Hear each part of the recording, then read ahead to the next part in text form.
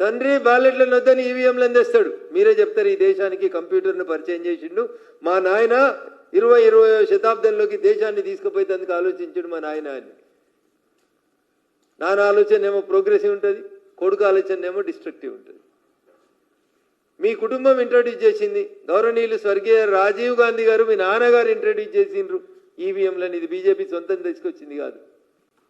మీకు ఇలా డౌట్, మాకు కూడా డౌట్లు వస్తున్నాయి. దేశ ప్రజలందరూ కూడా మేము సవినయంగా ఒక భారతీయ జనతా పార్టీ పార్లమెంట్ సభ్యుడిగా పార్లమెంట్లో గత వారం రోజుల నుంచి జరుగుతున్న గందరగోళం చూసిన తర్వాత నాకు కూడా మాట్లాడాలనిపిస్తా ఉంది. వాళ్ళు స్టాప్ సర్ అని ఒకటి పట్టుకొని వస్తున్నారు, ఎస్ఐఆర్ సర్ వద్దంటున్నారు. ఏంది ఇంతకు సరైంది? Special intensive revision. దేని మీద స్పెషల్ ఇంటెన్సివ్ రివిజన్? ఓట్ల మీద స్పెషల్ ఇంటెన్సివ్ రివిజన్ పెట్టిండ్రు. స్పెషల్ ఇంటెన్సివ్ రివిజన్ వద్దు అంటున్నారు. ఇంతకుముందు మీరు మీ నాన్న ఎడబుట్టిరు, నువ్వు ఎడబుట్టినావు, ఇవి అడుగుతున్నారు, డేట్ ఆఫ్ బర్త్లు మాకు కష్టమవుతుంది అన్నారు.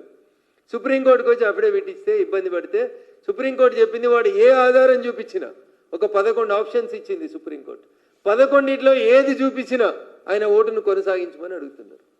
The basic issue of the Congress is రేపు పశ్చిమ బెంగాల్లో, బీహార్లో ఎన్నికలు జరిగే సందర్భం లోపల స్పెషల్ ఇంటెన్సివ్ రివిజన్ పేరిట ఎస్ఐఆర్ చేసి బంగ్లాదేశ్కి వెళ్ళి అక్రమంగా చొరబడి అక్కడ మమతా బెనర్జీ కానీ ఇక్కడ ఇంకొకరు కానీ అడ్డగోలుగా పొందినటువంటి ఆధార్ కార్డులను, ఎలక్షన్ కార్డులని, రోహింగ్యాలని గుర్తించి వాళ్ళ ఓటు హక్కు రద్దు చేస్తారనేటువంటి భయంతో ఓటమిని ముందే పసిగట్టి కాంగ్రెస్ ఆడలేక మధ్యలో ఓడినట్టు ఇప్పటి నుంచే ఎడుపు స్టార్ట్ చేసింది. This is very unfortunate. ప్రజాస్వామ్యం మీద విలువ లేదు, రాజ్యాంగం మీద విలువ లేదు, వాళ్ళు గెలిచినటువంటి ఈవీఎంల మీద వాళ్ళకి విలువ లేదు, ఆఖరికి వారి తండ్రి గారి మీద, ఎవరికి జన్మనిచ్చిన తండ్రి మాట మీద కూడా రాహుల్ గాంధీ గారికి నమ్మకం లేదు. మీ నాన్ననే కదా 1989లో ఈవీఎంలను తెచ్చింది, మీ నాన్ననే కదా ఈ దేశంలోకి కంప్యూటర్ విప్లవం తెచ్చింది అని చెప్తావు, టెక్నాలజీని వాడండి అని చెప్తారు. ఇలా మేము టెక్నాలజీని వాడితే మీరు ఎందుకు బాధపడతారో నాకు అర్థం కావట్లేదు. ఐ హ్యావ్ సర్టెన్ డౌట్స్, నాకు కూడా డౌట్లు ఉన్నాయి కొన్ని పార్లమెంట్ కాన్స్టిట్యున్సీల మీద. రాహుల్ గాంధీ ప్రాతినిధ్యం వహిస్తున్న రాయబరేలీనే చూసుకుంటే అందులో 2000 డౌట్లు, 2 లక్షల ఓట్లు డౌట్ఫుల్ ఓట్లు నేను మాకు అనిపిస్తుంది. 2 లక్షల ఓట్లు రాహుల్ గాంధీ గెలిచినటువంటి రాయబరేలీలో 71,977 ఫేక్ అడ్రస్లు ఉన్నాయి దాంట్లో. ఈ పంచాయతీ మొదలైన తర్వాత మా కార్యకర్తలను పంపి డోర్ టు డోర్ మేము అడ్రస్లను ఎంక్వైరీ చేయడం స్టార్ట్ చేసినాం. 71,977 అడ్రస్లు, అసలు ఆ అడ్రస్లో ఆ ఓటర్లు లేనటువంటివి మేము ఐడెంటిఫై చేసినాం. ఇవాళ మేము కూడా ఎన్నికల కమిషన్కి రాహుల్ గాంధీ ఎన్నికను క్యాన్సిల్ చేయమని రిప్రజెంటేషన్ ఇవ్వబోతా ఉన్నాం. ఎందుకంటే అక్కడ 2 లక్షల ఓట్లు డౌట్ఫుల్ ఓట్లు కనబడ్డాయి మాకు ఓటర్ లిస్ట్ని వెరిఫై చేస్తే. 71,977 ఫేక్ అడ్రస్లు కనబడ్డాయి అక్కడ. కొత్తగా ఓటర్లను ఎలక్షన్స్ కంటే ముందు జాయిన్ చేసిన ఓటర్ల సంఖ్య 92,747 మాస్గా అక్కడ ఓటర్లని యాడ్ చేసిర్రు. రాయబరేలీ కాన్స్టిట్యున్సీలో 52,000 ఫేక్ బర్త్ సర్టిఫికెట్లను తీసుకొచ్చి ఓటు ఎన్రోల్మెంట్ జరిగింది రాయబరేలీలో. ఆన్ రికార్డుగా ఒక భారతీయ జనతా పార్టీ ఎంపీగా, మీ నాయనమ్మ ప్రాతినిధ్యం వహించిన మెదక్ పార్లమెంట్ సభ్యుడిగా మీ నాయన మీద విశ్వాసం లేదు.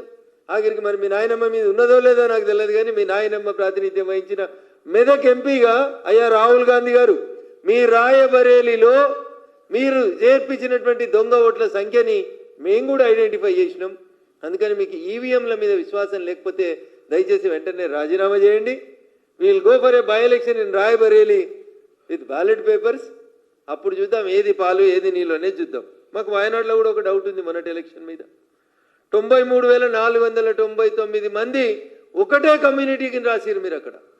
93,499 మంది ఒక వర్గం ఓటర్లు ఓటేసి అక్కడ ప్రియాంక గాంధీని గెలిపించారు. వాళ్ళు ఎవరు, ఆ ఓట్లు ఏందనేది దేశ ప్రజలకు అర్థమవుతాయి. 93,499 మంది ఒకే వర్గానికి సంబంధించిన వాళ్ళు ఓటేసారు మొన్నటి ఎన్నికలలో, వాయనాడు ఎన్నికలలో. మాకు కూడా డౌట్ ఉంది. బెంగాల్లో డైమండ్ హార్బర్ అనేటువంటి కాన్స్టిట్యున్సీ, మమతా బెనర్జీ అల్లుడు అభిషేక్ బెనర్జీ గారు ప్రాతినిధ్యం వహించినటువంటి బెంగాల్లో ఉన్నటువంటి డైమండ్ హార్బర్ అనేటువంటి కాన్స్టిట్యున్సీ మీద మాకు అనుమానం వచ్చింది. అట్లే డింపుల్ గారు, అఖిలేష్ గారు, శ్రీమతి డింపుల్ గారు ప్రాతినిధ్యం వహిస్తున్న నియోజకవర్గం, అఖిలేష్ గారు ప్రాతినిధ్యం వహిస్తున్నటువంటి నియోజకవర్గం కన్నౌజ్ కానీ, మైన్పూరి కానీ, వీటిలలో కూడా దొంగ ఓట్లు చాలా వచ్చినట్టు మాకు డౌట్ వస్తూ ఉంది. మేము ఒక్కొక్క ఓటర్ని వెరిఫై చేస్తున్నాం. అరే 2 ఓట్లు పట్టుకునే నువ్వు లొల్లి పెడుతున్నావు కదా రాహుల్ గాంధీ గారు. మేము 2 లక్షల ఓట్లు నీ నియోజకవర్గంలో ఐడెంటిఫై చేసినాం. మేము కూడా కంప్లైంట్ పెట్టాలనుకుంటున్నాం. సార్ ఎందుకు తీసుకొచ్చింది భారతీయ జనతా పార్టీ నాయకత్వంలోని ఎన్డీఏ ప్రభుత్వం అంటే దొంగోట్లను అరికట్టేందుకు.